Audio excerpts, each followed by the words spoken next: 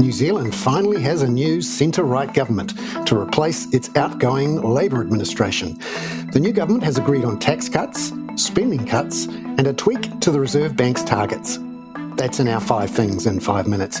And then in our bonus deep dive interview, ANZ's Group Chief Economist Richard Yetsenga looks ahead for the week in global markets and the economy, and whether markets have been too aggressive in pricing in a soft landing. Now the risk is the market's pricing the Fed easing too quickly and by too much.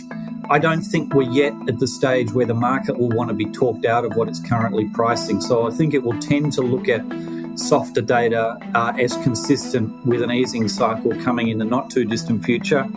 Ultimately, I think the market will be disappointed, but that's a story for another day. But first, in 5 and 5 with ANZ.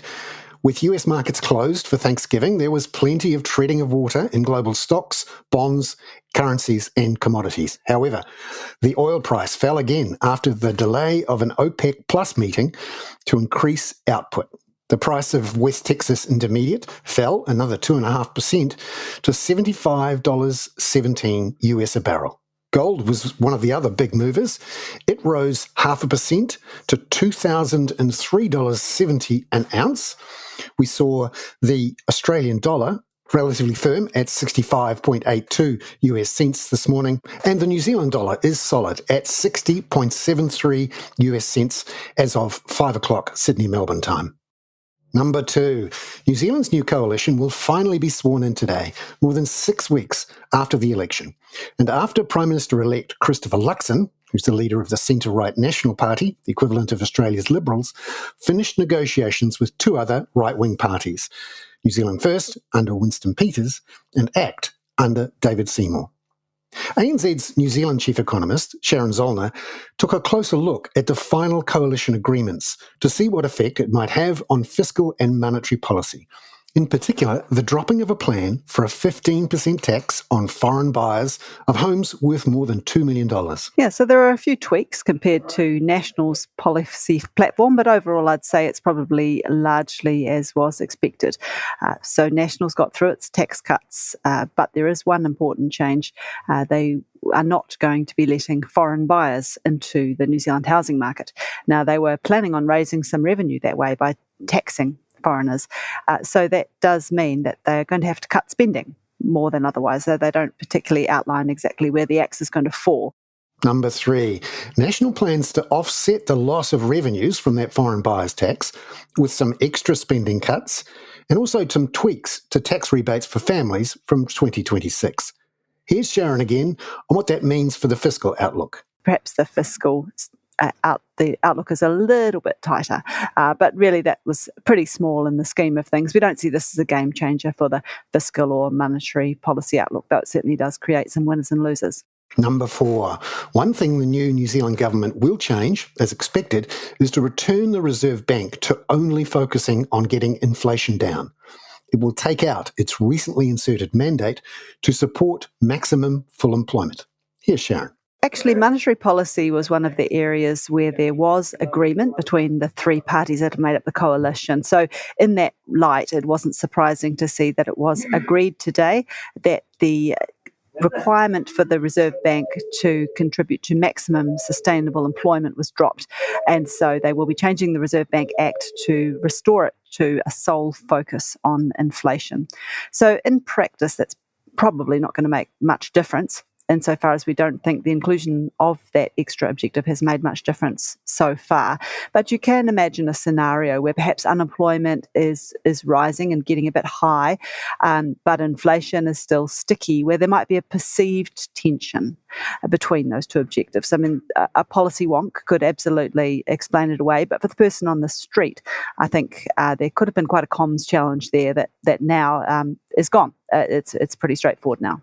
Number 5, we've yet to see figures for Black Friday or Cyber Monday globally, but there was some fresh retail sales data in New Zealand on Friday.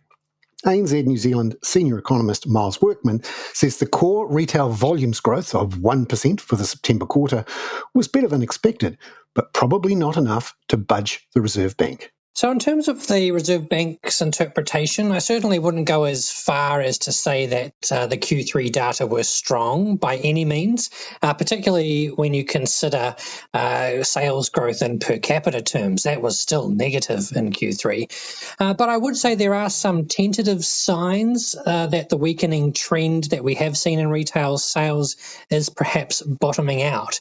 Now, the Reserve Bank, I don't think they're going to find that premature bottoming out.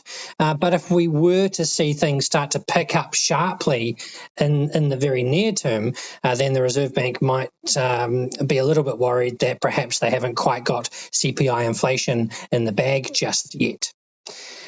Now, in terms of our GDP forecast, you could tee up the retail trade number as suggesting that perhaps there's just a teeny tiny bit of upside risk to our Q3 forecast. So we're currently forecasting a 0.3% quarter-on-quarter expansion for Q3 GDP. I think in big brush terms, the retail trade data were still broadly in line with that view, but just perhaps a smidgen of upside risk given the underlying details of the retail trade data. ANZ's Miles Workman there.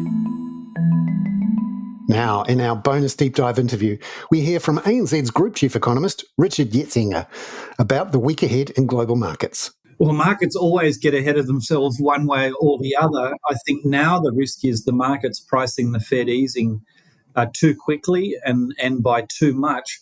I don't think we're yet at the stage where the market will want to be talked out of what it's currently pricing. So I think it will tend to look at softer data as consistent with an easing cycle coming in the not too distant future. Ultimately, I think the market will be disappointed, but that's a story for another day. So just thinking in Asia, what do you think we should be focused on there? I think the main issue in Asia is whether China can stabilise its economy. Last week we saw more policy announcements in an effort to stabilise the property sector, effectively the provision of liquidity from the central bank through the main commercial banks directly to the property sector. Look, that's very useful. There's no question about that. Anything which adds a sense of a floor under the property sector, I think, will be useful for expectations toward China. But we're still not quite there, at least in the market's mind, in terms of enough having been delivered to stabilise things. The PMI numbers in China will probably continue to show that the economy faces some challenges. And just finally, in Australia, what did you make generally of the Michelle Bullock speech, and how might the monthly CPI number this week play into the view on that? The RBA has been using phraseology which is a bit more hawkish of late, certainly shifting away from a narrative that inflation had a significant supply or global component and arguing that the bulk of the inflation challenge today is because of domestic drivers. Personally, I think domestic drivers have been extremely important the entire way. So it may be the banks just talking about its research and its views, which actually have been within the organisation for some time, but they've chosen to change the narrative around what they talk about publicly. And on that basis, I think we should be careful not to overreact. We're still in a situation where the Reserve Bank is probably on hold, but if they do anything in the short term, it's going to be to hike. ANZ's Richard Yetsenga there. I'm Bernard Hickey. That was 5 and 5 with ANZ for Monday, November the 27th. Look out tomorrow for a deep dive interview about a new way to measure just how tight Australia's labour market is, and therefore whether the RBA should raise or cut its cash rate.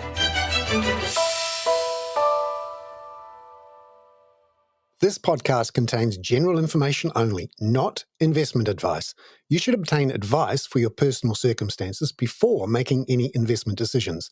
Please view the podcast disclaimer available via your media player or email.